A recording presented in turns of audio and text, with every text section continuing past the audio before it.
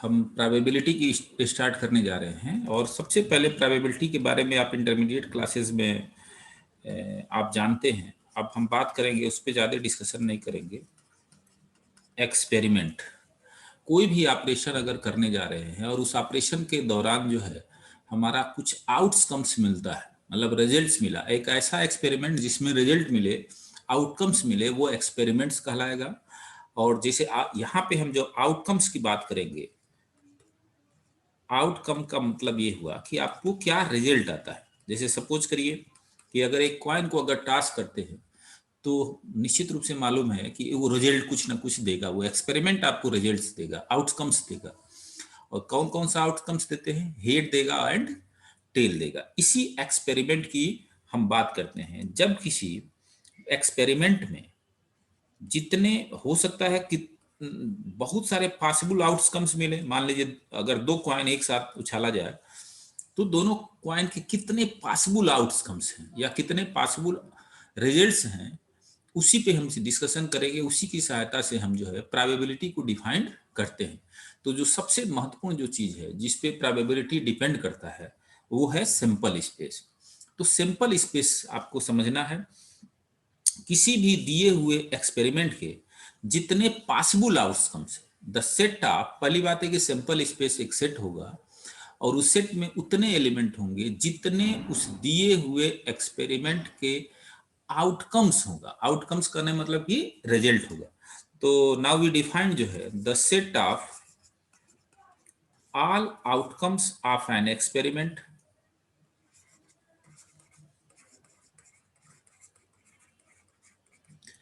Experiment जो है इस कॉल्ड जो है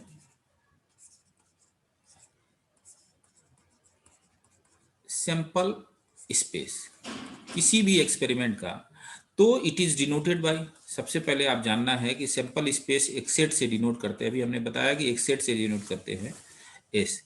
तो इसलिए एस जो होगा एक सेट होगा और यही क्या होगा, यही हम इसी को हम एस को हम क्या बोलेंगे? Sample space. और ये क्या होगा? This is nothing but it is जो है set of all possible outcomes. Outcomes जो है, और आउटकम्स ये हुआ या रिजल्ट्स कहेंगे, वही हमारा किसी दिए हुए। तो सैंपल स्पेस को सबसे पहले डिफाइन करना होगा कि सैंपल स्पेस क्या हो। आप अगर आपको डिस्ट्रीब्यूशन भी करना है तो यहाँ सैंपल स्पेस बहुत महत्वपूर्ण है कि किसी भी दिए हुए एक्सपेरिमेंट, किसी भी दिए हुए एक्सपेरिमेंट के जितने पॉसिबल आउटकम्स हैं उन सारे पॉसिबल आउटकम्स को एक सेट में बैठा दीजिए और वही सेट को हम डिनोट करेंगे एस से और उसको हम बोलेंगे सैंपल स्पेस। अब एक दो एक्सपेरिमेंट, हम पॉपुलर एक्सपेरिमेंट की बात करेंगे, उसका डिस्कशन करेंगे। तो एक्सपेरिमेंट जो है देखते हैं और उसी बेस पे आपको प्रॉब्लम, अगर आपको एक्सपेरिमेंट समझ में आ गया तो निश्चित रूप से आप प्रोबेबिलिटी के प्रॉब्लम करने में बहुत ही इजी होगा। सबसे पहला एक्सपेरिमेंट लेते हैं। जैसे आप जानते होंगे एक क्वेश्चन कभी कभार आता है, टॉसिंग ऑफ कॉइन। कॉइन को एक ये किया जाए। अब इसमें क्या क्या पॉसिबिलिटीज होगा? सपोज करिए कि tossing of one coin, tossing of one coin को अगर जो है टॉस करते हैं तो what are the possible S. S क्या होगा? Sample space. और सैंपल स्पेस का मतलब क्या है कि this is the set of all possible outcomes. तो एक कॉइन को जब आप टॉस करते हैं तो क्या क्या आउटकम्स आते हैं? या तो हेड आएगा या तो टेल आएगा। तो उस हेड और टेल आपका ये आउटकम्स हैं या रिजल्ट हैं, उसको हम सेट में बैठा दिया तो यही जो है आपका सैंपल स्पेस होगा। तो सैंपल स्पेस मतलब एक टॉसिंग ऑफ वन कॉइन, एक एक्सपेरिमेंट हुआ जिसके दो आउटकम्स की पॉसिबिलिटीज है, वो हेड होगा और टेल होगा। उस हेड और टेल के जो आउटकम्स थे उसको हमने सेट में बैठा दिया। तो यहां तक उस हेड और टेल को एक सेट में बैठा दिया। तो उस हेड और टेल को सेट में बैठाने के बाद जो हमारा आउटकम्स हुआ, हम इंटरेस्टेड क्या है? प्रोबेबिलिटी डिफाइन करने के पहले हमारा ऑब्जेक्टिव ये होगा कि सैंपल स्पेस जो एस है उसमें कितने एलिमेंट्स होंगे। तो ये बेटा जो महत्वपूर्ण है कि एस जो सैंपल स्पेस है यानी एक्सपेरिमेंट का जो सैंपल स्पेस में है उसमें कितने एलिमेंट हो गए। हम इंटरेस्टेड इस बात में हैं कि एनएस क्या होगा। तो एनएस जो होगा this is the number of element, जो है संख्या कितनी, number of element in sample space. तो number of element in sample space कितना हुआ, यहाँ पे 1 हुआ और 2 हुआ, तो ये 2 एलिमेंट हुआ। तो नंबर ऑफ सैंपल स्पेस यहाँ 2 हुआ। अब इसी एक्सपेरिमेंट को थोड़ा रिपीटेशन करते हैं। टासिंग ऑफ 2 कॉइन, अगर 2 कॉइन को एक साथ टास्क किया जाए तो बताइए क्या क्या सैंपल स्पेस की क्या पॉसिबिलिटीज है, क्या आएगा बताइए। 2 कॉइन को अगर एक साथ टास्क किया जाए तो व्हाट आर द पॉसिबिलिटीज। एक हेड आएगा, हेड टेल आ सकता है, टेल हेड आ सकता है, और टी टेल टेल आ सकता है। यानी कि 2 कॉइन को अगर एक साथ उछाला जाए तो कितने पॉसिबल आउटकम्स होंगे। तो कितने पॉसिबल आउटकम मिले, 4 पॉसिबल आउटकम्स मिले। उन 4 पॉसिबल आउटकम्स को हम एक सेट में बैठा दिया और उस सेट को हम एस से डिनोट करते हैं। तो यही टासिंग ऑफ 2 कॉइन के एक्सपेरिमेंट का सैंपल स्पेस है। हम इंटरेस्टेड इस बात में हैं कि इसमें इस सैंपल स्पेस में कितने एलिमेंट्स हैं। कितने एलिमेंट हैं, 1 है, 2 है, 3 है एंड 4 है। तो number of element in tossing of 2 है। अगर हम थोड़ा सा एक फार्मूला अगर दें तो ये 2 स्क्वायर है बेटा जो है। तो ये हुआ। अगर थर्ड एक्सपेरिमेंट की अगर बात करें, अगर थर्ड एक्सपेरिमेंट की बात करें, टासिंग ऑफ 3 कॉइन, एक साथ अगर कॉइन को अगर टास्क करें तो उसके सैंपल स्पेस में अब सोचिए, tossing of the head head head आ सकता है, हेड हेड टेल आ सकता है, और ऐसे देखेंगे कि अब हमारा इंपॉर्टेंस बात है कि इसमें कितने पॉसिबल आउटकम्स हैं। तो एनएस ज्ञात करना है। तो बेटा एक सिमेट्री है, जब एक क्वाइन को टास्क किया तो number of element in a sample space 2 to the power 1 था, यानी 2 था। 2 क्वाइन को अगर एक साथ टास्क किया तो नंबर ऑफ एलिमेंट्स जो है 2 स्क्वायर था। तो ये आपका, और यही इसी तरह यहाँ पे हम 2 क्यूब ले लेंगे और अगर देखेंगे तो ऐसे ये बनाएंगे तो there are 8 possible outcomes when tossing of 3 coins. अब एक रिमार्क में यहीं पे ध्यान करेंगे, एक जनरल बात हम कर लेंगे कि अगर टासिंग ऑफ n क्वाइन है, अगर n क्वाइन जो है, n एक नंबर ऑफ क्वाइंस है, और इसमें अगर हम सैंपल स्पेस की बात करेंगे तो एक फार्मूला बन गया, उस सैंपल स्पेस में कितने एलिमेंट होंगे, 2 टू द पावर n। हमारा पहला एक्सपेरिमेंट यही था कि 2 to the power n number of element in a sample space था।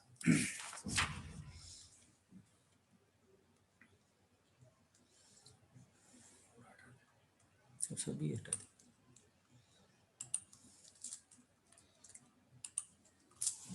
ये फर्स्ट एक्सपेरिमेंट था और इसी फर्स्ट एक्सपेरिमेंट की सहायता से हम प्रॉब्लम करेंगे। लेकिन एक एक्सपेरिमेंट, सेकेंड एक्सपेरिमेंट जो है लेंगे, दो एक्सपेरिमेंट, 2-4 एक्सपेरिमेंट आपको विजुलाइज करना होगा।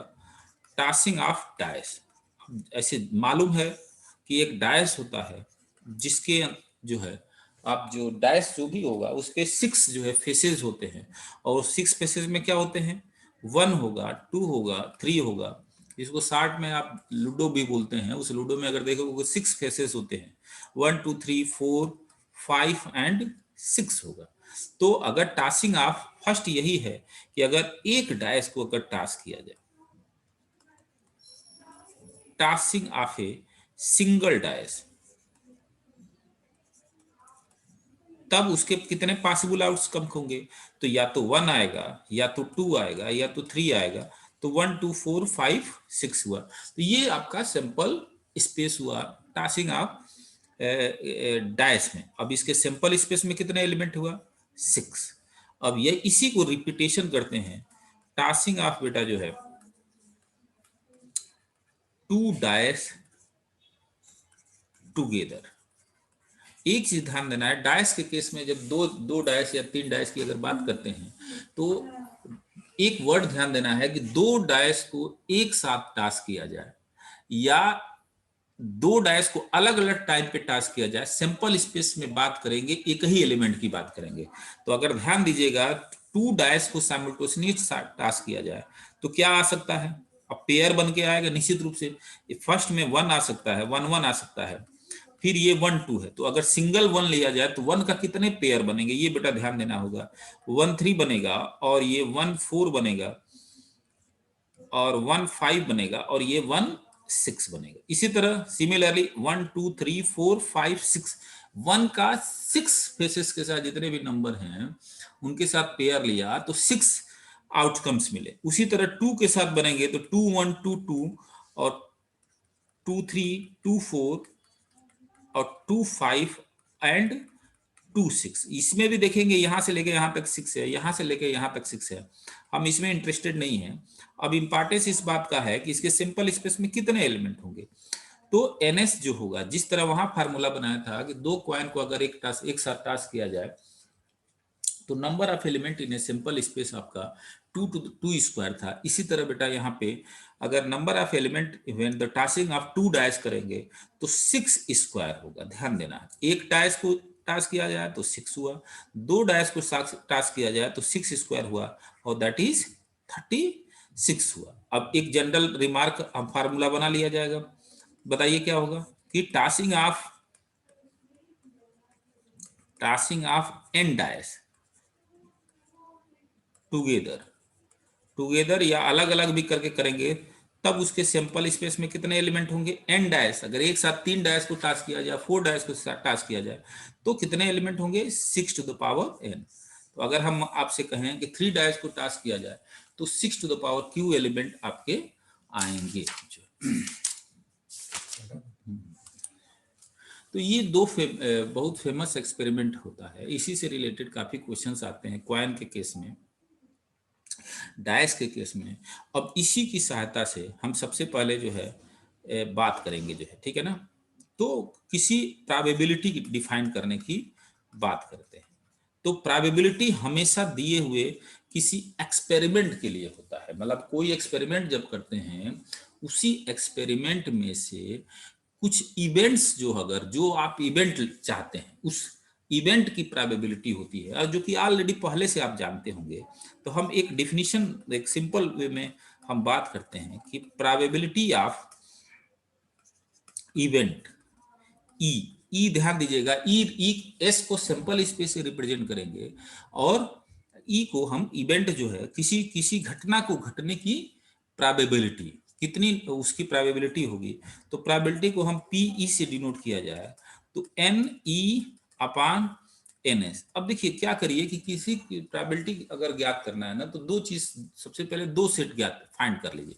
पहले एस क्या होगा? एस यानी नंबर ऑफ एस जो होगा सिंपल स्पेस होगा, और उसमें जो है कितने नंबर हैं, और ई फाइंड करिए। ई मतलब हमारा जो है इवेंट है, उस इवेंट के कितने फेवरेबल केसेस हैं, उस ई सेट को लिख डालिए, और ई में कितने एलिमेंट्स होंगे उसको ज्ञात कर लीजिए। तो ये आखिर बेसिकली क्या है? एन ई क्या है बताएगा? नंबर ऑफ फेवरेबल जो है केस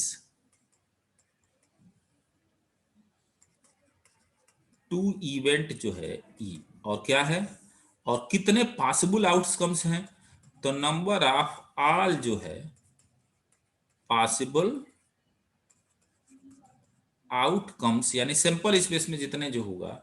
और ऑलरेडी जानते हैं कि किसी भी इवेंट की हम प्रोबेबिलिटी ज्ञात करेंगे तो निश्चित रूप से 0 और 1 की बीच में किसी भी इवेंट की प्रोबेबिलिटी जो होगा, पीई माने प्रोबेबिलिटी ऑफ द इवेंट जो है ई, तो वो 0 और 1 के बीच में होगा। अब मेरा जो है अब बस यही सिंपल सा एक फार्मूला है कि सबसे पहले उस इवेंट की प्रोबेबिलिटी ज्ञात करना है, तो उस ई सेट को लिखने की कोशिश करिए, और इस ई में जितने नंबर ऑफ एलिमेंट्स हैं, और साथ साथ सिंपल स्पेस एलिमेंट लिखिए, और उसमें जितने नंबर ऑफ एलिमेंट है उसी को एन ई अपान एन एस कर दीजिए, तो उस दिए हुए इवेंट की आपकी प्रोबेबिलिटी होगी। अब हम इस पूरे प्रॉब्लम्स को हम जो है ना 2-3 भागों में बांटेंगे, और वो जो है उससे आपको थोड़ा सा डेवलप किया जाएगा। तो प्रॉब्लम जो है फर्स्ट जो है बात करने जा रहे हैं बेस्ड ऑन क्वाइन। एक क्वेश्चन इससे आता है कि क्वाइन बेस्ड जो है, तो सिंपल सा जो है एक सबसे पहला प्रॉब्लम जो कि आप जानते हैं जो, ठीक है ना। कि एक क्वाइन जो है, एक क्वाइन इज टास्क जो है, ठीक है ना, फाइंड द प्रोबेबिलिटी, एक सिंपल सा, आप बहुत सिंपल सा क्वेश्चन है, फाइंड द प्रोबेबिलिटी दैट जो है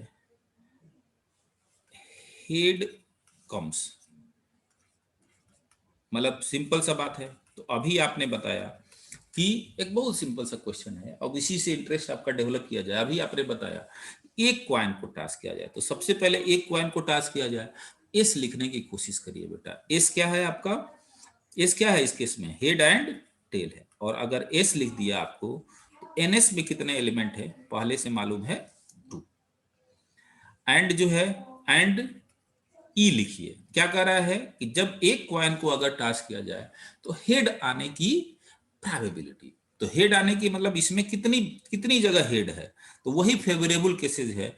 ई जो है हमारा एच हुआ, और एन ई कितना हो गया आपका, नंबर ऑफ एलिमेंट ई कितना हो गया, ये 1 हो गया। तो कुल मिलाकर के हम अगर प्रोबेबिलिटी की बात करें कि हेंस प्रोबेबिलिटी जो है, एक मिनट कोई क्वेश्चन पूछ रहा है, अब चल लिखा आंसर हटा देते हैं। हाँ,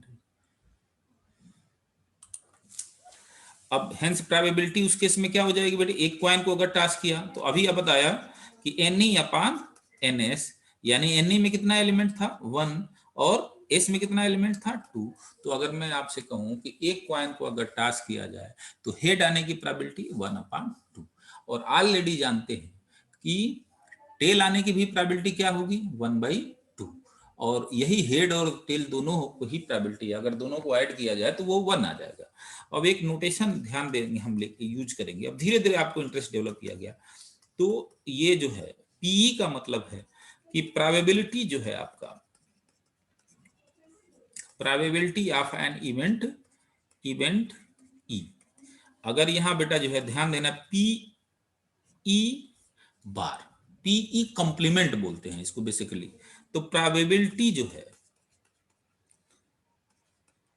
probability of non happening of event, मतलब इवेंट ई के घटने की प्रोबेबिलिटी और इवेंट ई के न घटने की प्रोबेबिलिटी, नॉन हैपनिंग जो है, हैपनिंग जो है ऑफ इवेंट ई जो है ये होगा।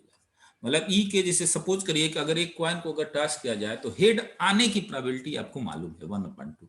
अगर मैं आपसे कहूं कि एक क्वाइन को अगर टास्क किया जाए तो हेड न आने की प्रोबेबिलिटी, तो उसी को ई कॉम्प्लीमेंट लिखेंगे। तो ये बेसिकली जो होता है 1 माइनस प्रोबेबिलिटी ऑफ ई, माने कि E probability of non happening of event is equal to 1 minus probability of happening of event. तो ये एक फार्मूला आपको, तो कभी कभार नॉन हैपनिंग ऑफ इवेंट में हैपनिंग ऑफ इवेंट की प्रोबेबिलिटी ज्ञात करना इजी होता है, उसको 1 में से घटा दीजिए तो वही नॉन। तो इसमें ये भी ध्यान देना है कि अगर इससे ये भी एक जानकारी मिलता है कि probability of event E and probability of non happening of event जो ई होगा, दोनों का बेटा सम जो होगा वो हर हालत में 1 के इक्वल होगा। इस एक पॉइंट को अगर टास्क किया जाए तो हेड आने की प्रोबेबिलिटी और हेड ना आने की प्रोबेबिलिटी का जो सम होगा वो आपको 1 होगा जो है।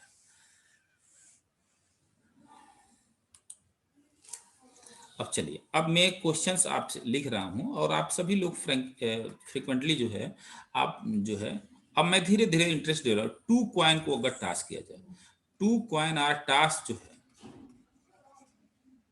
टास्क, ठीक है, 2 क्वाइन को एक साथ टास्क किया जाए या 2 क्वाइन को अलग अलग करके टास्क किया जाए, दोनों का मीनिंग एक ही है।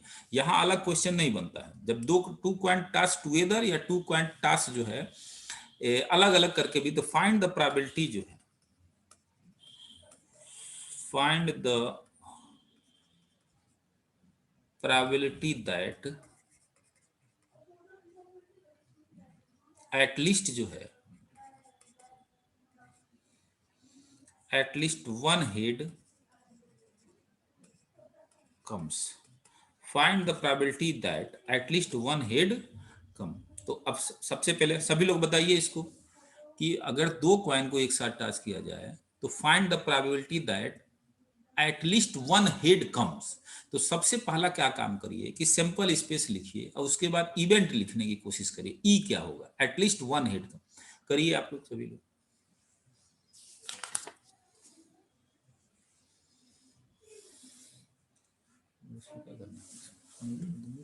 आंसर बताएंगे लड़के?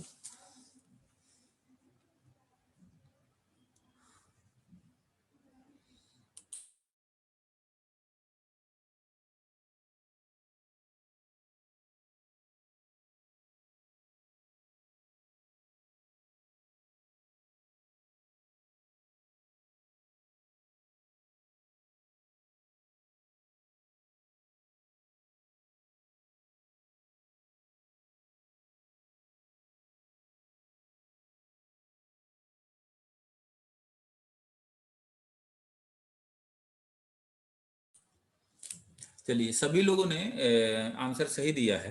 अब मैं इसको थोड़ा सा रिकॉल करूंगा। सबसे पहले दो कॉइन को एक साथ टॉस किया तो क्या आया था बेटा? सिंपल स्पेस में पहले से बताया था हेड हेड आएगा, हेड टेल आएगा, टेल हेड, टेल टेल आएगा और टेल टेल आएगा। तो नंबर ऑफ सिंपल स्पेस कितना है? NS is equal to 4।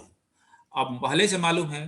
अब ई जो है, अब क्वेश्चन क्या कर रहा है कि find the probability that at least जो है one head comes. One head comes माने कम से कम उसमें एक हेड। तो इस ऑल पॉसिबल जो आउटकम में से कितने में कम से कम एक हेड, कम से कम एक हेड है, तो आपका हेड हेड होगा। अब इसमें दो हेड है चलेगा, लेकिन एटलीस्ट जो है कम से कम एक हो जाए। तो एटलीस्ट जो है HHT होगा, TH होगा। तो ये हो गया। अब देख लीजिए, यही हमारा इवेंट हो गया। ये तो एनी बेटा क्या ज्ञात कर लिया आपने? 3 व्यक्त कर लिया। तो इसी इवेंट का मतलब ई हमने फाइंड कर लिया और कहा कि इसमें इसके अंतर्गत वह उतने आउटकम्स हैं जिसके अंतर्गत कम से कम एक हेड की बात करता है। तो इसी प्रोबेबिलिटी ऑफ जो होगा NE अपान NS हुआ, यानी कि 3/4 हुआ। अब एक एक चीज हम कहेंगे, ये चलिए आप एक बात करेंगे, अनदर मेथड की बात करेंगे जिसको कुछ प्रॉब्लम से ये मेथड्स भी यूज हम करेंगे। अब क्या कह रहा है कि find the probability that at least one head come. तो अब मैं आपसे कहूं कि गेटिंग प्रोबेबिलिटी जो है,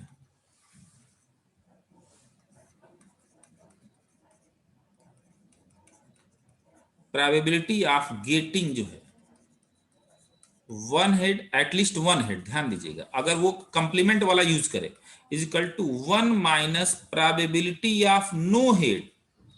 इससे भी कर सकते हैं। प्रोबेबिलिटी मतलब कम से कम एक हेड हो। तो अब अगर 4 सिंपल स्पेस में एलिमेंट है बेटा, तो प्रोबेबिलिटी आप एटलीस्ट वन हेड, 1 2 3 काउंट कर रहे हैं। हम कर रहे हैं कि प्रोबेबिलिटी अभी वही probability of E plus probability of E complement, यानी कि non happening. Probability of getting one head मतलब 1 minus probability of non happening, no head, no head मतलब वन हेड पाने की परवाह कर रहे हैं। तो क्या होगा? 1 माइनस नो हेड। कितने में नो हेड है? तो एक में देख रहे हैं, तो ये 1/, इसकी प्रोबेबिलिटी क्या होगी? 1/4। तो इससे भी हम ज्ञात कर सकते हैं 3/4। तो ये भी एक अप्रोच है कि आपको ज्ञात करना है।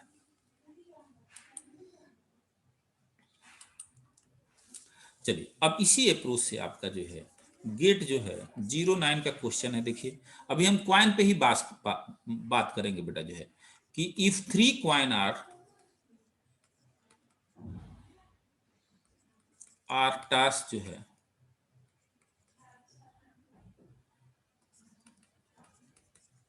साइमल्टेनियसली जो है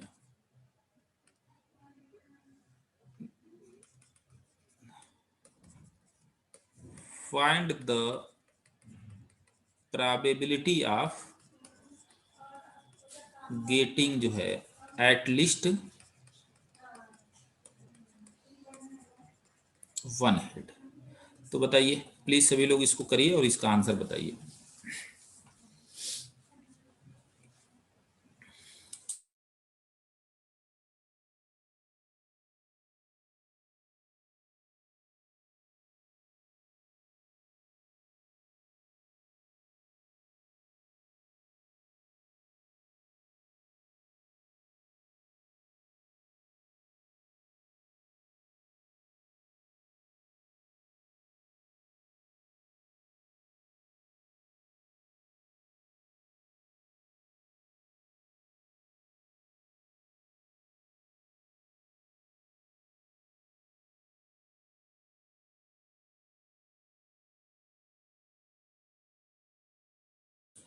हाँ, सभी लोगों ने सही किया है।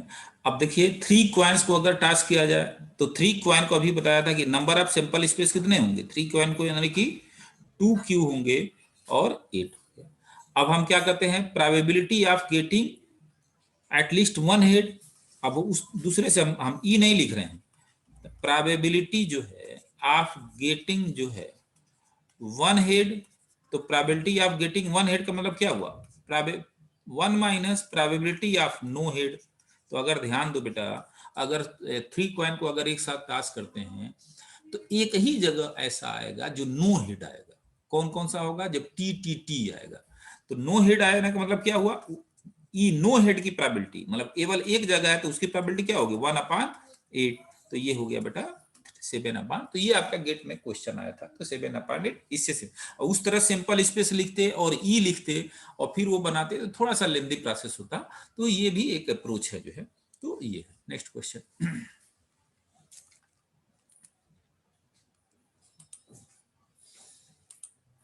तो अभी हम सिर्फ जो है अभी डिस्कस कर रहे हैं 2-4 प्रॉब्लम से कि केवल क्वाइन के केस में कर रहे हैं। अब अगर यही चीज हम थोड़ा सा बढ़ा दिया जाए, अभी हमने फर्स्ट प्रॉब्लम लिया था 1 क्वाइन, तो हेड आने की प्रोबेबिलिटी 1/2, टेल आने की प्रोबेबिलिटी 2 क्वाइन को अगर हम टास्क किया था, देखा था कि सिंपल स्पेस में 4 एलिमेंट थे। अगर 3 क्वाइन को अगर टास्क किया था तो देखा था कि सिंपल स्पेस में 8 एलिमेंट। अब 4 क्वाइन का अगर कोई प्रॉब्लम आता है तब उसकी कैसे बात करेंगे, तो 4 क्वाइन आर जो है टास्क जो है टुगेदर, फाइंड द प्रोबेबिलिटी जो है दैट एटलीस्ट जो है 3 हेड कम्स। तो इसको सभी लोग करिए, तो म्यूट कर दीजिए।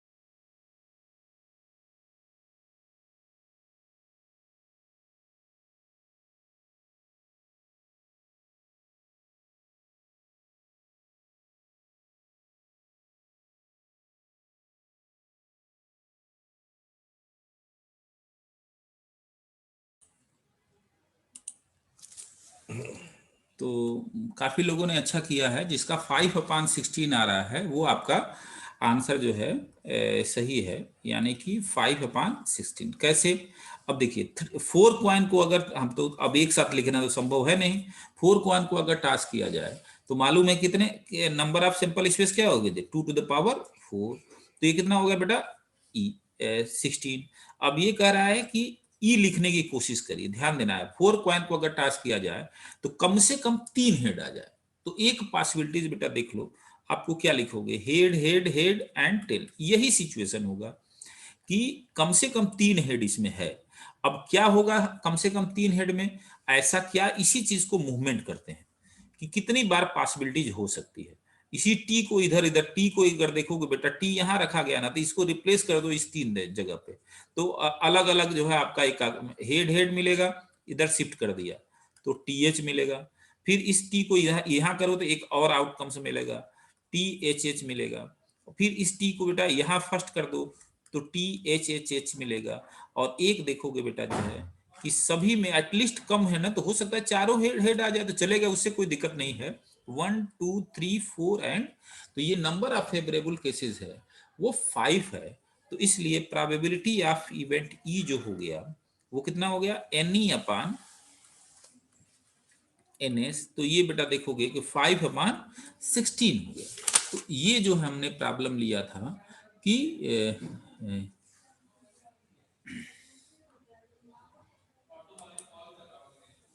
अब लास्ट एक क्वेश्चन लेंगे। अब लास्ट क्वेश्चन लेंगे। ये गेट का क्वेश्चन आया है आपका, गेट 10 में कोई एग्जाम इंजीनियरिंग में हुआ है। अब ये आप खुद बताओगे बेटा, जो है 2 कॉइन जो है आर जो है टास्क जो है टुगेदर,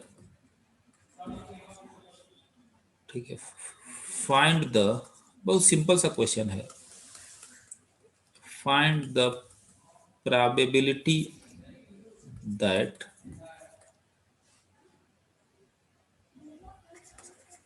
टू हेड्स कम्स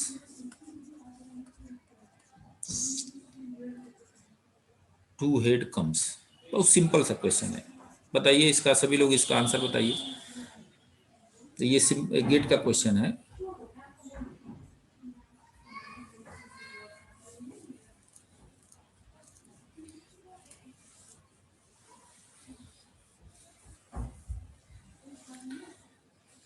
तो इसमें कोई वो है नहीं बेटा। तो ये क्या हो गया, NS आपको मालूम है 2 कॉइन है, तो हेड हेड आएगा, हेड टेल आएगा, टेल हेड आएगा और टेल टेल आएगा। तो निश्चित रूप से सिंपल स्पेस में क्या एलिमेंट है, 4 एलिमेंट है। और ई क्या कह रहा है कि दैट 2 हेड कम्स, तो इसमें कितने 2 हेड्स हैं, केवल एक जगह बेटा पॉसिबिलिटीज है। तो इसलिए एनी जो होगा, एनी जो होगा आपका 1 हो गया। तो इसलिए प्रोबेबिलिटी ऑफ ई जो होगा एनी अपान NS जो होगा, और ये बेटा 1/4 होगा। तो ये सिंपल सा क्वेश्चन है।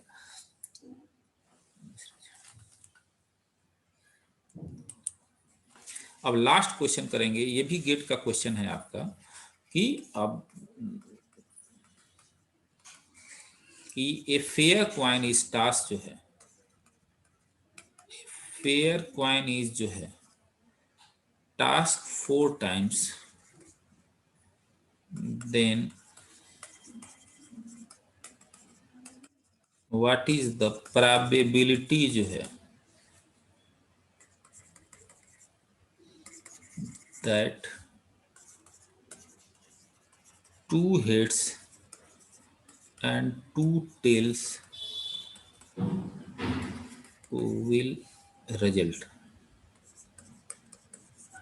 मतलब एक क्वाइन एक क्वाइन को 4 बार, हमने बोला था बेटा, एक क्वाइन को 4 क्वाइन को एक साथ टास्क किया जाए, या एक क्वाइन को 3 बार 4 बार रिपीट किया जाए, दोनों का मतलब एक ही है। तो कह रहा है तब what is the probability that 2 head and 2 tails will result, जो है मतलब क्या देगा, इसकी बताइए। सभी लोग इसका करिए, और ये गेट में क्वेश्चन आया हुआ है। और ये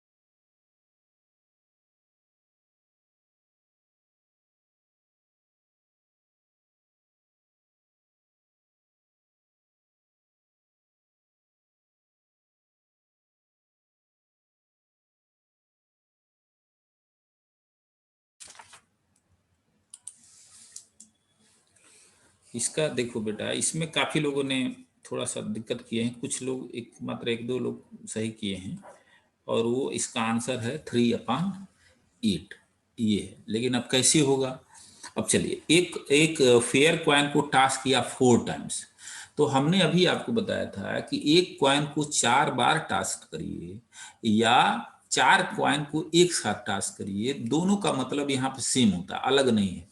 तो पहली बात है कि एक क्वाइन को अगर 4 टाइम्स टास्क किया जाए, तो नंबर ऑफ सिंपल स्पेस कितने होंगे, तो देखो बेटा 2 टू द पावर 4, तो वो कितना हो गया 16, 4 बार 2 to the power n coins, वही बात है, चाहे एक क्वाइन को 4 बार। अब यहाँ पे कोई दिक्कत नहीं होनी चाहिए। फेवरेबल केसेस क्या होना चाहिए, ई क्या होना चाहिए, क्या क्वेश्चन कहा गया है बेटा कि वह उस केस की प्रोबेबिलिटी ज्ञात करना है जिसमें 2 हेड और 2 टेल है, कम से कम दो हेड और टेल है। तो पहला एक जनरल सिचुएशन आप ले लीजिए, क्या आएगा, यही आएगा, हेड हेड और टेल टेल, इसी को चेंज करना है, हेड हेड और टेल टेल, एक 2 हेड और 2 टेल है, इसी को बेटा चेंज करना है। तो कैसे चेंज करेंगे, तो एक तरीका ये था, एक तरीका जैसे टी टी और एच एच ले लिया, ये भी तरीका था। एक तरीका आपको एस टी और एस टी ले लिया, ये है। एक टी एच एच और टी ले लिया, और फिर आप देखोगे टी एच और टी एच ले लिया, और एच टी टी एच लिखा।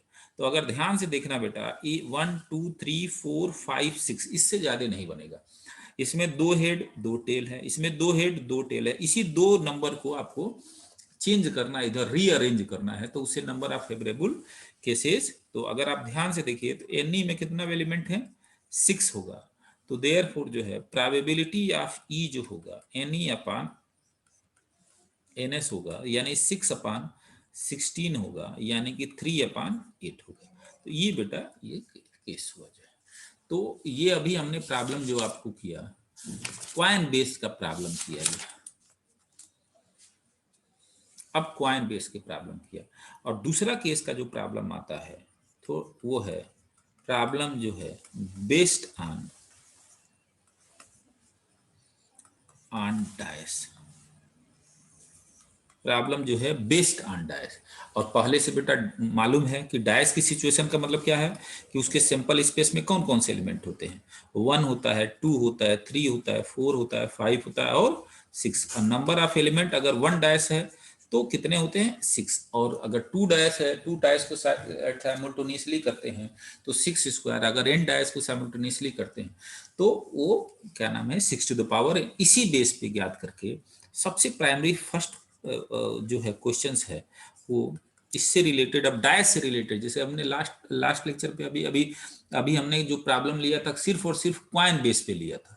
अब जो है उसी, अब क्वाइन में ध्यान दीजिएगा, जब क्वाइन बेस में वो प्रॉब्लम लिया था जो अभी कर लिए थे आप लोगों ने ऐसे, लेकिन बहुत सारे ऐसे प्रॉब्लम्स होंगे जो क्वाइन बेस में हम प्रॉब्लम जो टेक्निक दिया गया है एन ई अपान एन एस से सॉल्व नहीं कर सकते। जैसे मैं अगर सिंपल से कहूँ कि एक क्वाइन को अगर 50 टाइम्स अगर टास्क किया जाए और कहा जाए कि कम से कम जो है 10 बार जो है उसमें हेड है, तो देखिए अब या तो उसको सिंपल स्पेस में 2 टू द पावर 50 बनाओगे और सिंपल स्पेस लिखोगे, फिर उस सिंपल स्पेस में से 2 टू द पावर 50 में से अगर एलिमेंट्स को अगर बाहर करेंगे सिंपल स्पेस, जैसे अभी आप लोग देखा कि 4 क्वाइन को अगर लिया था बेटा तो उसमें आपको प्रॉब्लम्स गलती, ज्यादातर लोगों ने गलती किया था, तो उस प्रॉब्लम्स को दूर करने के लिए ही एक अलग डिस्ट्रीब्यूशन आता है, और वही हम कहेंगे बाइनोमियल डिस्ट्रीब्यूशन।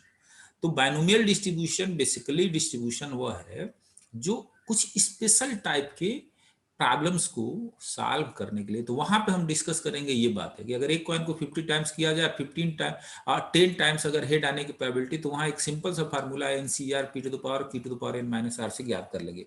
तो क्वाइन बेस में प्रॉब्लम अभी उस बेसिक डिफिनीशन से सॉल्व हुआ, ऐसा नहीं है कि क्वाइन बेस के सारे प्रॉब्लम को हम सॉल्व, उसी तरह सेम जो है हम डायस बेस के प्रॉब्लम जो अभी लेते हैं, जो बेसिक है प्रॉब्लम्स लेते हैं, और उससे भी आता है, जैसे देखा गया आपने। तो फर्स्ट प्रॉब्लम्स आपका है कि ये डायस जो होगा is thrown a single dice, ध्यान दीजिएगा, find the probability that find the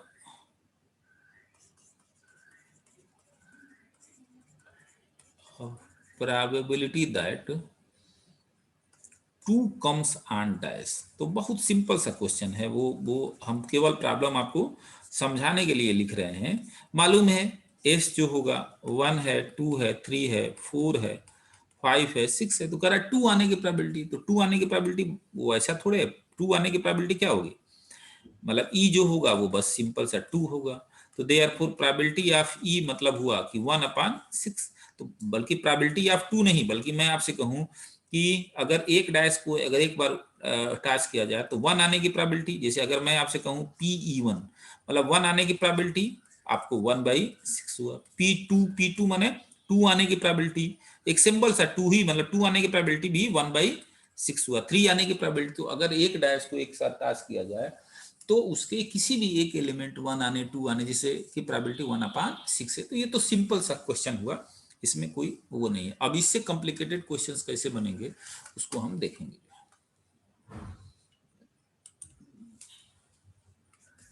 अब ये आप बताएंगे जो है कि टू डायस आर थ्रोन जो है, find the probability that first dice shows number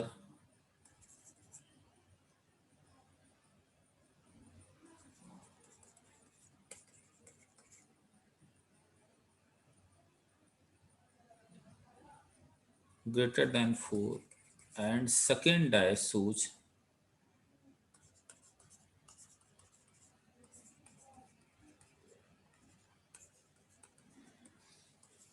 prime number.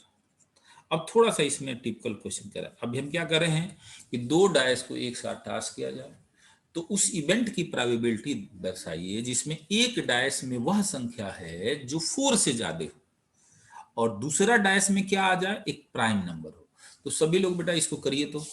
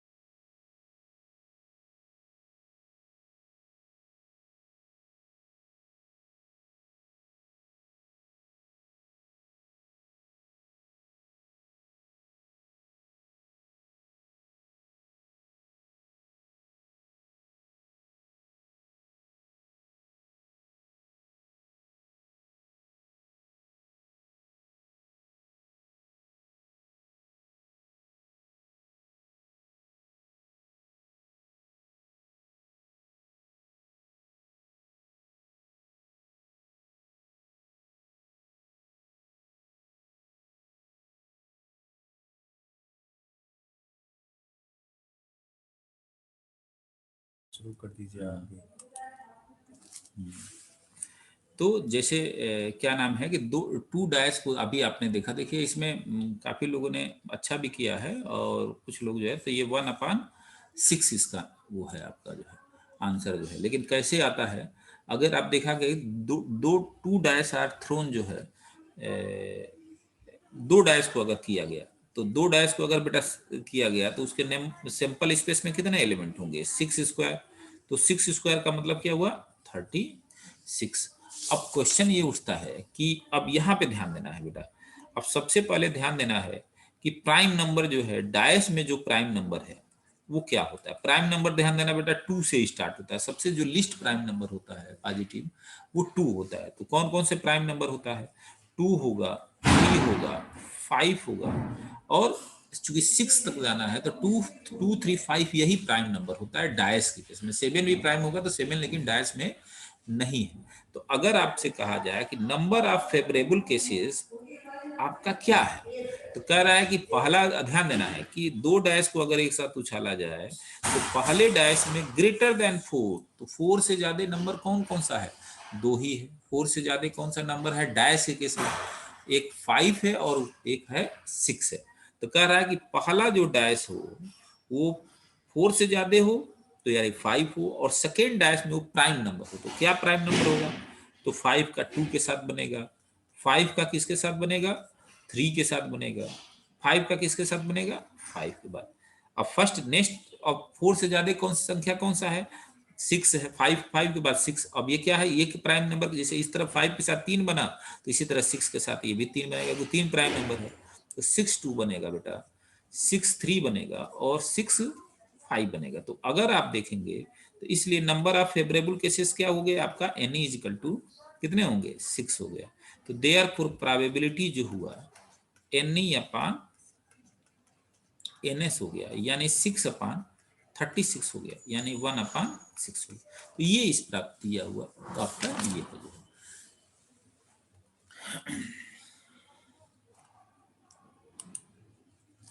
अब नेक्स्ट जो है प्रॉब्लम जो है,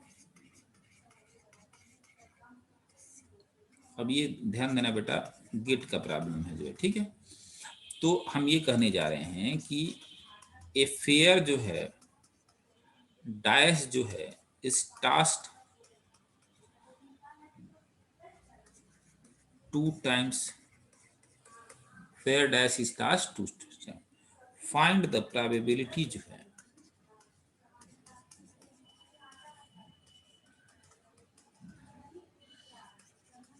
that second least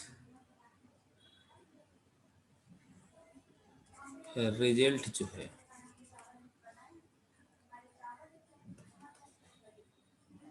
in a value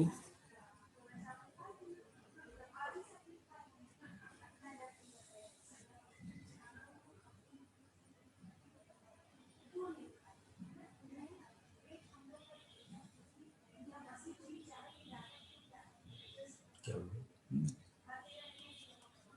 value जो है is higher than the first, second result in a value is higher जो है then the first dash.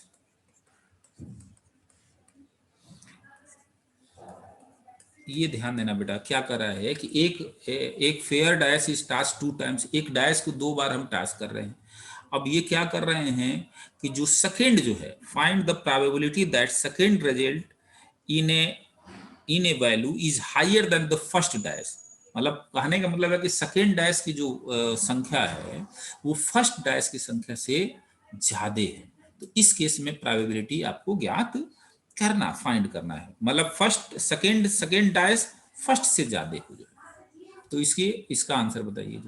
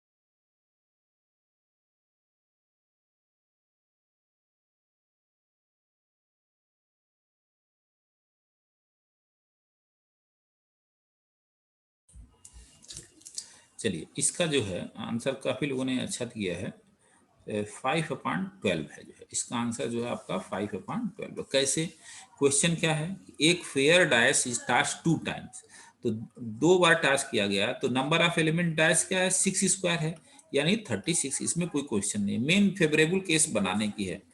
अब फेवरेबल केस क्या कर रहा है, ध्यान देना है कि उस इवेंट की प्रोबेबिलिटी ज्ञात करना है, उस इवेंट की प्रोबेबिलिटी ज्ञात करना है जिसमें जो सेकेंड प्लेस है वो फर्स्ट प्लेस से ज्यादा हो। फर्स्ट प्लेस से यानी अगर सपोज करो एक डैश में 1 ले, अब 1 1 तो है ही है, अब 1 से ज्यादा कौन कौन से सेकेंड फेज में हो सकता है, 1 2 हो गया। अब देखिए ये सेकेंड फेज बेटा फर्स्ट 1 से ज्यादा है, 1 1 जो है सेकेंड फेज हर हालत में। इसी तरह 1 3 हो गया, कि फिर 1 4 हो गया, फिर 1 5 हो गया, फिर 1 6 हो गया। तो अब ये सिचुएशन आ गया, ये देखेंगे ये कितने सिचुएशन हुआ, ये आपका 5 सिचुएशन हुआ। इसी तरह सेकेंड जो है आपका जो है, इसी तरह फर्स्ट एस 2 है, अब 2 से ज्यादा कौन कौन से नंबर होंगे, 2 3 2 4, सेकेंड फेज ध्यान देना 3 है बेटा फर्स्ट से ज्यादा है, 2 5 एंड 2 6 हो गया। इसी तरह आपका जो है 3 जो है, 3 सेलेक्ट कर लिया तो 3 से ज्यादा कौन सा होगा, 3 4 3 5 और 3 6 हुआ। और फिर अब सेकेंड 4 ले लिया, 4 से ज्यादा कौन कौन सा, 4 5 और 4 6 हुआ। और इसके बाद सेकेंड 5 लेंगे, 5 के बाद क्या लेंगे 6, एक ही हुआ। तो अगर ध्यान से देखो बेटा एक एक कम होता जाएगा, यहां से लेकर के यहां तक 5 है, चाहे काउंट भी कर लो। आप देखो 5 हुआ, 1 2 3 4 5 और ये 4 होगा, 6 7 8 9 10 11 12 13 14 और 15। तो अगर आप देखोगे तो एन ऑफ ई में कितने एलिमेंट होंगे, ये आपका 15 एलिमेंट होंगे। तो 15 एलिमेंट, तो देयरफॉर प्रोबेबिलिटी आपका क्या होगा, एन ई अपान एन एस हो गया, और एन ई अपान एन एस यानी 15/16 हो गया। तो अगर देखोगे कि ये आपका 5/12 हो गया, तो ये आपका आंसर हो गया।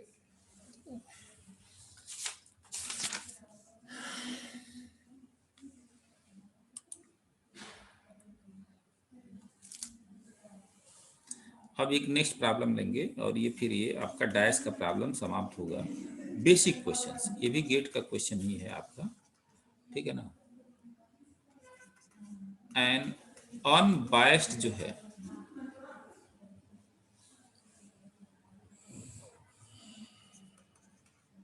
डायस इज जो है टास्क जो है ट्वाइस, फाइंड द प्रोबेबिलिटी जो है दैट द पॉजिटिव डिफरेंस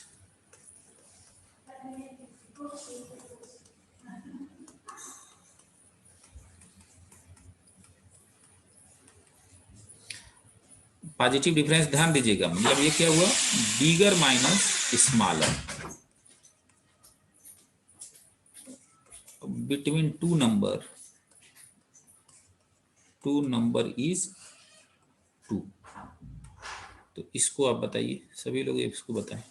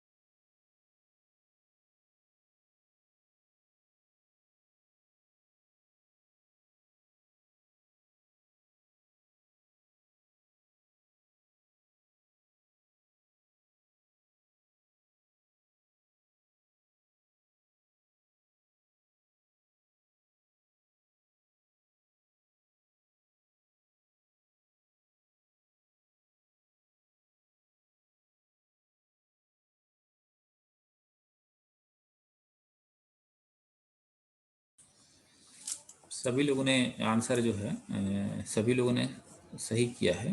आपका ये 1/9 आपका आंसर है।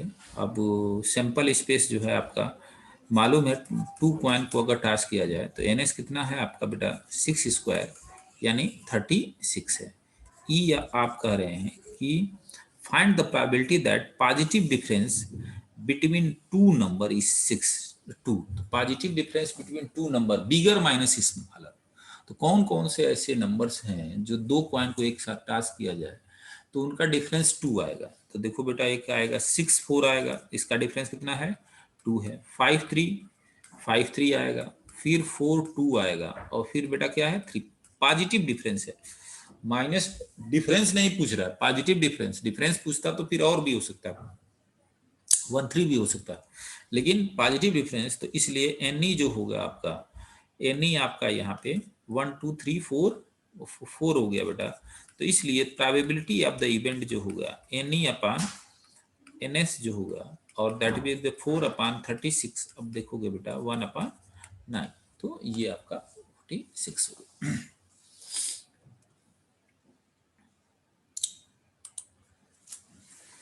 अब ये probability based on the dice था, और अभी अभी तुरंत देखा था probability based on the coin है। इसी प्रोबेबिलिटी के कंसेप्ट की सहायता से ये तो बेसिक क्वेश्चंस आपके जो आना है आते ही हैं। मेन जो आपका आता है रैंडम वेरिएबल्स के केस से, तो रैंडम वेरिएबल के केस में कैसे हम प्रोबेबिलिटी, वहां पे भी प्रोबेबिलिटी की बात करेंगे और वहां से एक क्वेश्चन निश्चित रूप से आता है वो रैंडम वेरिएबल। तो now our objective is to discuss जो है रैंडम वेरिएबल। जो मेन टॉपिक है वो है रैंडम जो है वो वेरिएबल, रैंडम जो है वेरिएबल। अब एक चीज ध्यान दो बेटा, जो है अब ये रैंडम वेरिएबल भी प्रोबेबिलिटी बेस पे ही है। अब रैंडम वेरिएबल को समझाने के लिए सबसे पहले जो है, सपोज करिए रैंडम वेरिएबल है क्या, वेरिएबल क्या है वो बस सिंपल से समझना है कि रैंडम वेरिएबल, जैसे मान लीजिए एक एक्सपेरिमेंट लेने जा रहे हैं। अगर मैं आपसे एक एक्सपेरिमेंट की बात करें कि 2 कॉइन को अगर टास्क किया जाए, 2 कॉइन जो है हमने क्या किया टास्क किया, तो मालूम है एस क्या होगा, एस क्या होगा बेटा हेड हेड आएगा, फिर हेड टेल आएगा, फिर टेल हेड आएगा और टेल टेल आएगा। 2 कॉइन को एक साथ टास्क किया तो ये पॉसिबल आउटकम्स हैं। और अब मैं आपसे कहूं कि एक जो है टेबल बनाया जाए, एक एक्स सेट लेते हैं और ये हम डिस्कस कर रहे हैं नंबर ऑफ हेड्स की बात करने जा रहे हैं। एक्स जो है नंबर ऑफ हेड की बात करने जा रहे हैं। वाई ये हम अगर बात करें, वाई एक नया सेट लेने जा रहे हैं, नंबर ऑफ टेल की बात करने जा रहे हैं। तो अगर इस सिंपल स्पेस में नंबर ऑफ हेड जो है एक्स में क्या क्या है, मतलब अब इस एक्स पे आउटकम्स को जो है ना एक रियल नंबर से कनेक्ट करने की कोशिश कर रहे हैं। तो बताइए अगर एक्स सेट, अगर 2 क्वाइन को एक साथ टास्क किया जाए और उस क्वाइन टास्क करने के बाद जो सिंपल स्पेस के एलिमेंट्स जो हैं, जो इवेंट्स हैं, वो अंडर द कंडीशन दैट एक नंबर से रिप्रेजेंट करें और वो नंबर की प्रॉपर्टी जैसे इस केस में करें कि एक्स जो है नंबर ऑफ हेड को प्रदर्शित करता है। तो नंबर ऑफ हेड को अगर प्रदर्शित करता है तो इस सेट सिचुएशन में हेड हेड में कितने नंबर ऑफ हेड्स है 2 है। इस केस में हेड और टेल है तो नंबर ऑफ हेड कितने हैं, ये यहाँ 1 है। इस केस में नंबर ऑफ हेड कितने हैं बेटा 1 है। और इस केस में क्या नंबर है, तो एक्स सेट है। अगर हम एक्स सेट ऐसा है जो नंबर ऑफ हेड को रिप्रेजेंट करता है, जब 2 कॉइन को एक साथ टास्क किया जाए तो वो नंबर एलिमेंट, वो नंबर कौन कौन से होंगे, 2 होगा, फिर 1 होगा, फिर 1 होगा। 2 मतलब 2 बार हेड है। अगर इसी की एक इसकी प्रोबेबिलिटी की बात करें, यानी 2 आने की प्रोबेबिलिटी, 2 आने की प्रोबेबिलिटी मैंने 2 किसके जगह पे लिखे हैं, हेड हेड हेड हेड, मतलब 2 बार हेड आने की प्रोबेबिलिटी क्या होगी, बोलो बेटा 1/4। अगर मैं आपसे कहूं कि 1 आने की प्रोबेबिलिटी, 1 माने मींस क्या हुआ, एक बार हेड आने की प्रोबेबिलिटी, तो एक बार मतलब फर्स्ट में हेड सेकेंड में टेल, ये सिचुएशन कह रहा है।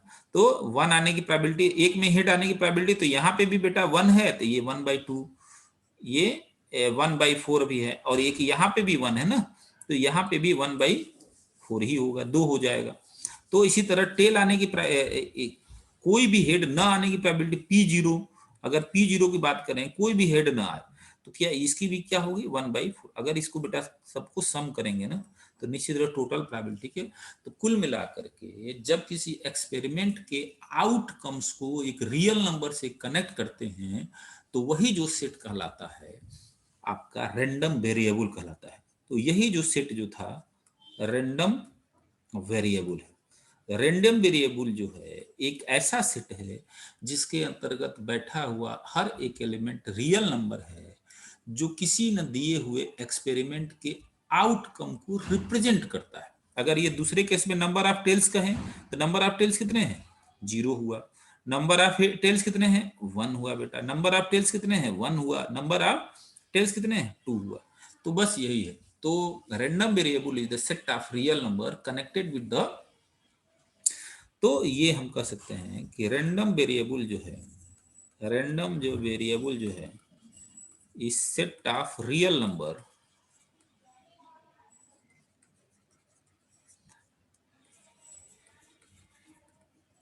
connected with outcomes of an experiment, connected with outcome of an experiment। अब ये प्रश्न उठता है कि अब ये मान लीजिए एक्स सेट लिखा, एक्स सेट क्या हुआ ये बेटा? 2 है, 1 1 है और 0 है। तो देखोगे कि सेट में रिपीट एलिमेंट नहीं लेंगे, 2 1 0 है। तो यही रैंडम वेरिएबल है। अब दो तरह के रैंडम वेरिएबल्स आते हैं।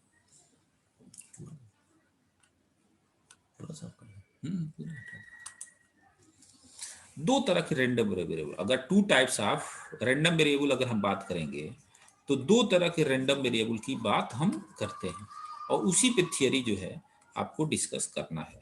एक जो होता है डिस्क्रीट रैंडम वेरिएबल होता है, और दूसरा बेटा जो होता है वो कंटीन्यूअस रैंडम वेरिएबल होता है।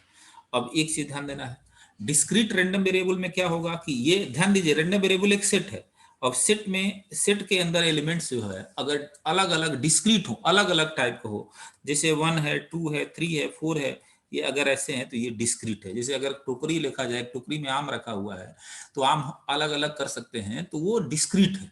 तो अलग अलग करके, और दूसरा कंटिन्यूअस रैंडम वेरिएबल में है कि कोई भी अगर एक सेट है और उसके अंदर का एलिमेंट कंटिन्यूअस में है, मान लीजिए 0 1 इंटरवल है, ये बेटा जो है ये आपका 0 है और ये हमारा क्या है 1 इंटरवल है। तो इसके अंदर 0 इंटरवल का मतलब क्या हुआ कि 0 और 1 के बीच में जितने भी नंबर रियल नंबर हैं उन सारे मेंबर एक्स के हैं। तो इस केस में हम क्या नाम है, कंटिन्यूअस रैंडम वेरिएबल है। तो बस सिर्फ और सिर्फ आपको क्या समझना है, ज्यादा नहीं समझना है, सिर्फ समझना है कि रैंडम वेरिएबल एक सेट होगा जिसके अंदर का एलिमेंट जो है एक नंबर होता है, और वह नंबर जो है आपके दिए हुए किसी एक्सपेरिमेंट के आउटकम्स को रिप्रेजेंट करता है।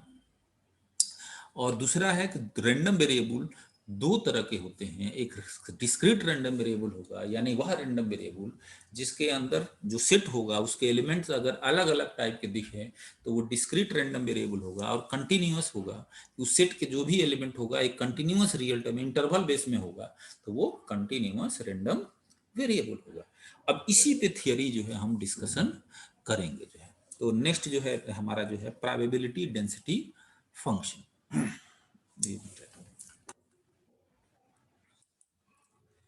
अब इसी रैंडम वेरिएबल जो है इस ये बेटा जो है आता है प्रोबेबिलिटी, इसी से क्वेश्चन आता है बेटा, प्रोबेबिलिटी जो है डेंसिटी जो है फंक्शन, प्रोबेबिलिटी डेंसिटी फंक्शन, और इसको हम शॉर्ट में बोलते हैं पीडीएफ, प्रोबेबिलिटी डेंसिटी फंक्शन, यानी कि इसको बोला जाएगा this is the PDF.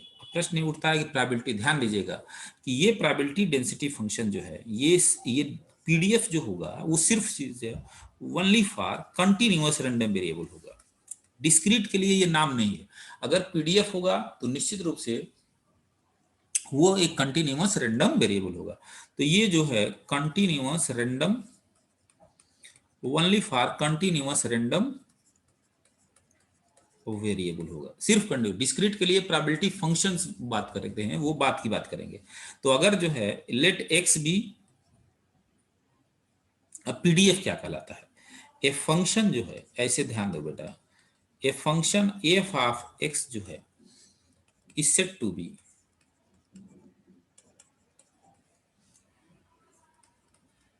Continue ये function F of X is set to be PDF. PDF ध्यान दो बेटा, यहाँ पे probability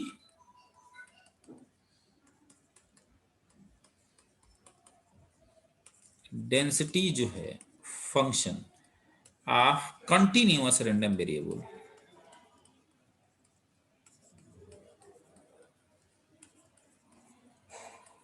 of continuous random variable X. ध्यान देना है, कोई भी पहली बात है कि एक किसी एक्स कंटिन्यूअस रैंडम वेरिएबल है और उस कंटिन्यूअस रैंडम वेरिएबल के करस्पॉन्डिंग जो है हमारा कोई फंक्शन एफ एक्स जो है पीडीएफ तब कहलाएगा यदि जो है दो कंडीशन को सेटिस्फाई करेगा। फर्स्ट कंडीशन जो है ना कि वो फंक्शन जिस जो दिया गया है वो पॉजिटिव होगा, फॉर एवरी एक्स सेट के हर मेंबर से वो पॉजिटिव होगा।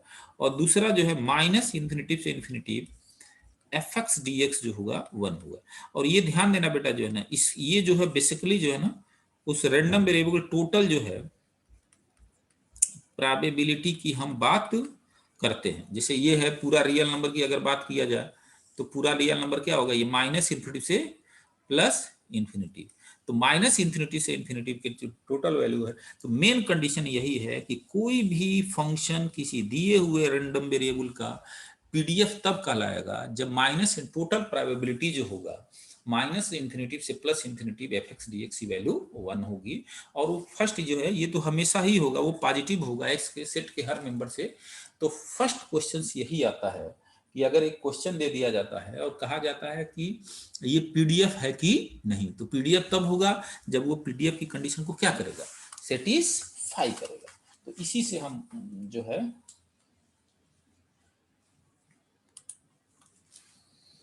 अब ये प्रॉब्लम लिखते हैं ये। और बेटा ये गेट ही का प्रॉब्लम उठाते हैं जो, ठीक है। तो ये प्रोबेबिलिटी डेंसिटी हमेशा प्रोबेबिलिटी डेंसिटी फंक्शन हमारा एफ एक्स और पी एक्स कुछ भी फॉर्म में होगा तो ये प्रोबेबिलिटी जो है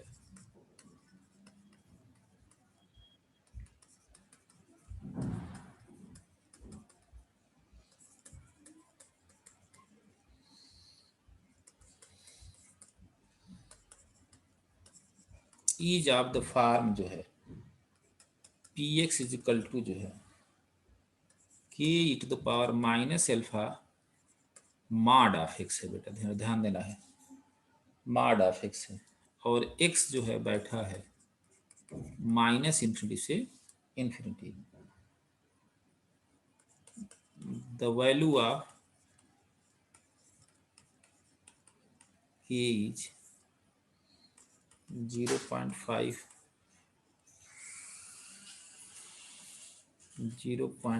अल्फा अल्फा डी 0.3 अल्फा। तो ये बेटा क्वेश्चन है, अगर आप लोग जो है इसको करिए तो मैं आपको बताता हूँ, ठीक है।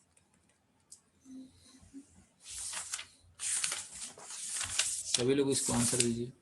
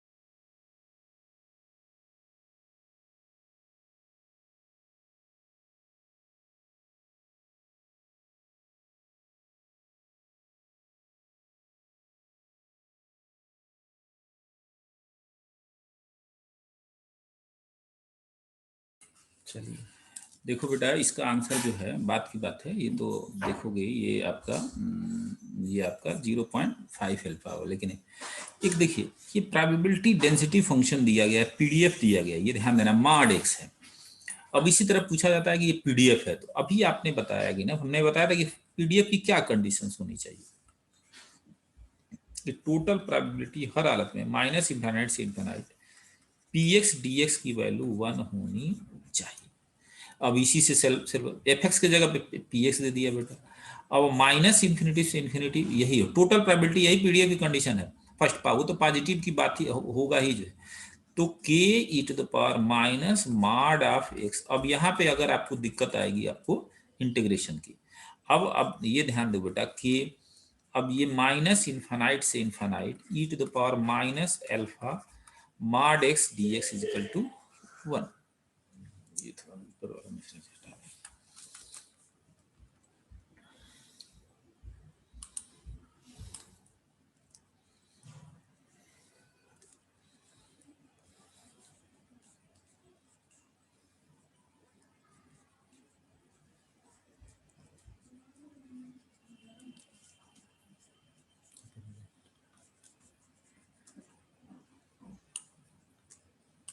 अब ये ध्यान देना बेटा, अब ये इस इंपॉर्टेंस इस बात का है कि इसका इंटीग्रेशन की वैल्यू हम कैसे सॉल्व करेंगे। तो अगर ये देखोगे मॉड फंक्शन जो होता है ना बेटा, ये मॉड फंक्शन हमेशा जो है ना एफ एक्स बराबर जो है मॉड ऑफ एक्स है, तो एफ माइनस एक्स बराबर करेंगे तो मॉड ऑफ माइनस एक्स और मॉड एक्स ही होगा, एफ एक्स होगा। और ये ध्यान देना है, इससे ये आइडिया लगा कि एफ एक्स जो होगा आपका इवन फंक्शन, मतलब मॉड एक्स हमेशा इवन फंक्शन है।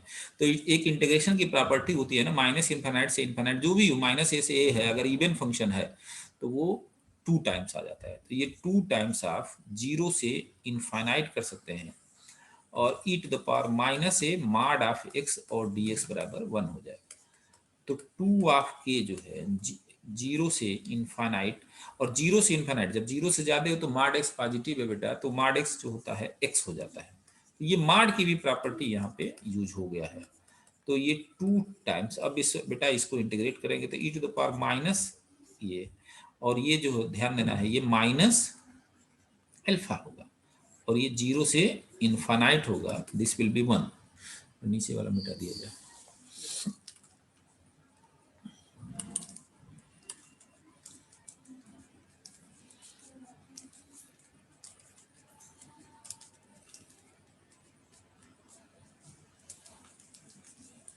एक मिनट आप लगाओ हमारा नहीं होगा। तो ये अंत में आ जाएगा 2k अपान एल्फा, और ये बेटा देखोगे ना E to the power minus infinite आ जाएगा, इन्फिनिटी, और माइनस है, माइनस माइनस लिखता है plus E to the power 0 is equal to 1। तो अगर देखोगे 2k अपान एल्फा और E to the power minus infinity बेटा 0 होता है, E to the power minus infinity 0 होता है, और ये 1 होगा, और दैट विल बी 1। तो अगर देखोगे k ज्ञात करोगे तो ये एल्फा अपान 2 हो जाएगा, और ये 0.5 जो है एल्फा। तो ये k की जो वैल्यू हुआ, इस k की वैल्यू के लिए हमारा ये पीडीएफ हुआ। तो इस तरह के क्वेश्चंस आते हैं, और